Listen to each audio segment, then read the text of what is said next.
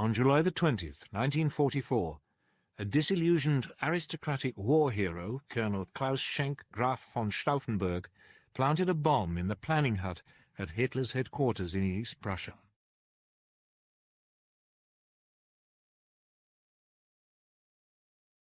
Four officers were killed. But Hitler was sheltered by a heavy, solid oak conference table and escaped with only minor injuries. The plot was swiftly and brutally put down.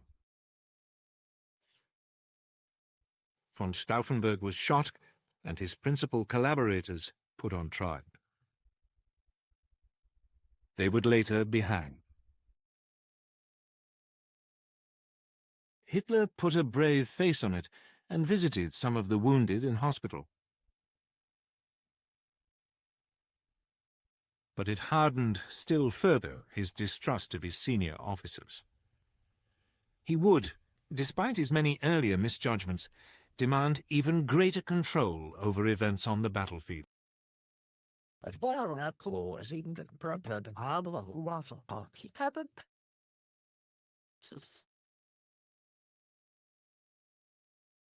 Back in France, General George Patton, back in charge of a real fighting force, ordered his troops to fan out.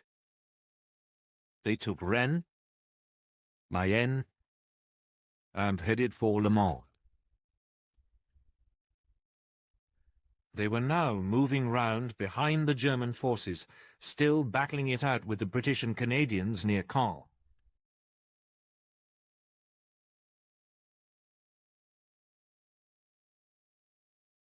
With the Americans to their south and the British to their north, it seemed the German forces in Normandy would be surrounded.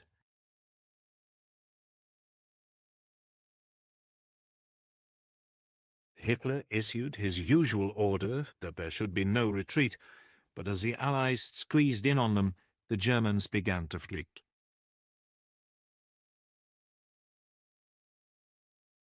They were remorselessly harried by Allied aircraft and artillery.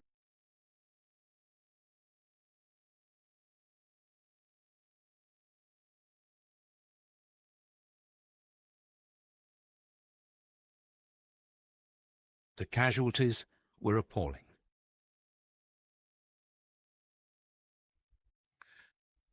Finally, on August the 20th, 1944, the Allied forces moving in from both the north and south met up.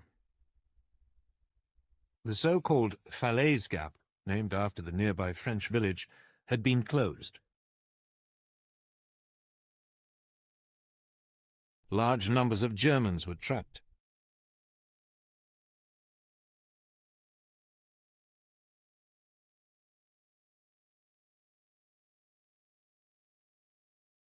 Over 10,000 more Germans, caught in the Allied pincer, died. A further 50,000 were taken prisoner.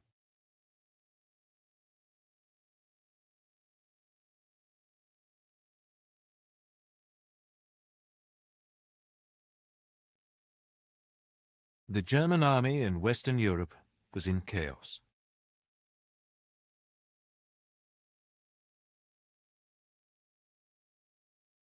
Meanwhile, far to the south, on the French Mediterranean coast near Cannes, there was a second Allied seaborne invasion.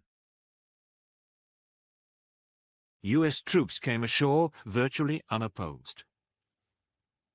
They were helped by paratroopers from the Free French Army, men who had escaped from German-occupied French territory in Europe and North Africa. The landing had always been opposed by the British, who regarded it as a diversion. But the United States had long regarded it as an essential part of clearing the Germans out of France.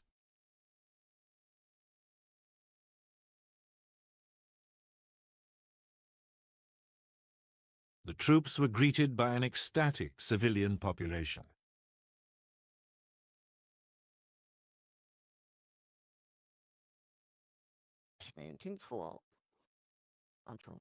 It was soon advancing rapidly up the Rhone Valley.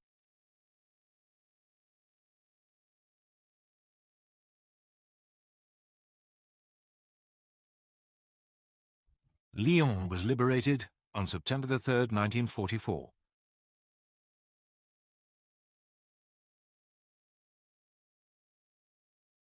Ten days later, they reached Dijon and made contact with Patton's forces advancing from western France.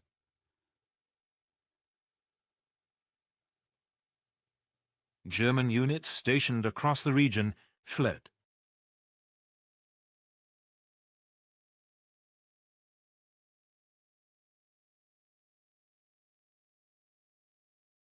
In barely 3 weeks of headlong advance, the Allied invasion of Europe had liberated most of France. That left Paris, where French resistance fighters now rose up against the German occupation. There seemed little to prevent the Allied onrush from continuing to the German border.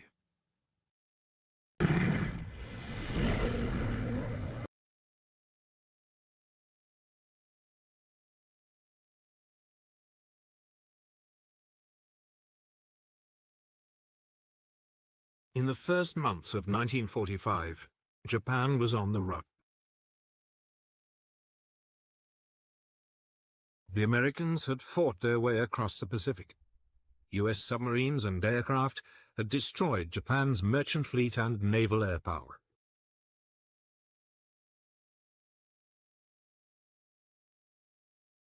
The main Japanese home islands had been cut off from vital supplies of fuel and raw materials. The Japanese were facing defeat. Yet they refused to surrender, convinced that if they fought back with sufficient brutality, the Americans wouldn't have the stomach for the fight and would give in.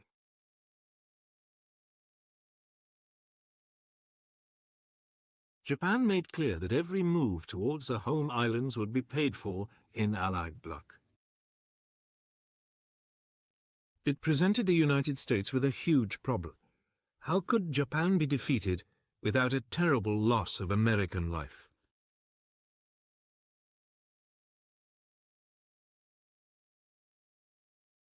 The country would eventually turn to the most powerful and dreadful weapon ever seen.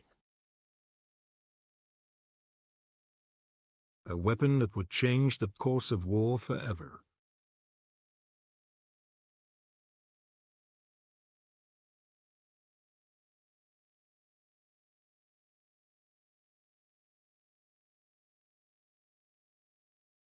In early 1945, as US military planners considered the next move against Japan, their gaze fell on the Japanese-occupied island of Iwo Jima. It lay a mere 800 miles from the Japanese mainland and would be a valuable base for attacking the country. The US commander in the Central Pacific, Admiral Chester Nimitz, assembled the largest landing fleet ever brought together in the Pacific campaign, and prepared to invade the island.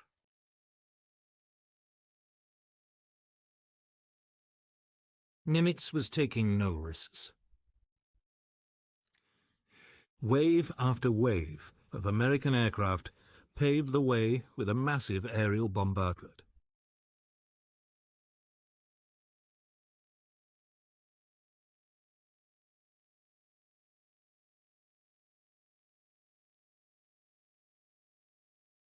Then, on the morning of February the 19th, 1945, the guns of the Naval Task Force began one of the most prolonged bombardments of the war.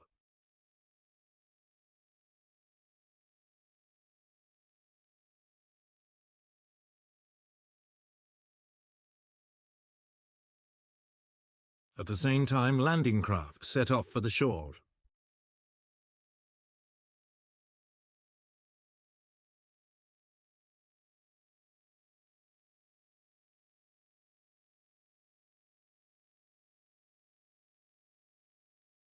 The Marines hit the beaches of Iwo Jima along the southwestern shore just after 9 o'clock in the morning.